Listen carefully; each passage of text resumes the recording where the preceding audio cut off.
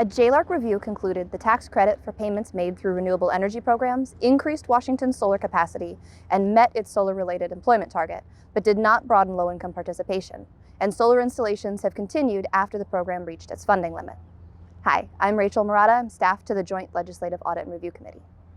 Through the Renewable Energy System Incentive Program, or RESIP, customers install technology like solar panels, and the utility pays them for every kilowatt-hour of electricity they generate. Then the state reimburses the utility through a public utility tax credit. The program was scheduled to close for new participants in June 2021, but in February 2019, all funding for the program had already been fully allocated. The legislature directed us to measure whether 115 megawatts of solar capacity were installed between 2017 and 2021. Program participants installed 87% of that target during the time the program was in place.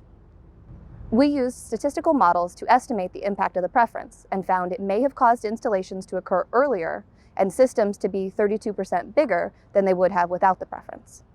We also found homeowners install solar panels more often in rural areas compared to urban areas and more often east of the Cascade Mountains. The legislature also directed us to measure changes in solar-related employment. We found that the number of solar jobs per capita increased by 52%, and the state's ranking for solar jobs remained 21st in the nation when the program reached its funding limit.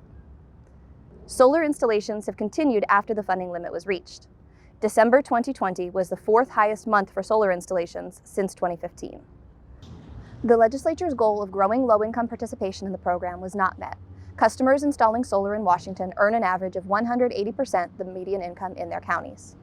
And community solar projects, which are intended to increase access to solar power across income levels, make up less than 2% of capacity installed through the program. The legislative auditor recommends the legislature allow the credit to expire because the objectives are mostly met and installations have continued after the program reached its funding limit. If the legislature wants to broaden low-income participation and use of solar energy, it should consider other options. Please visit our website to view the full report and our other tax preference reviews.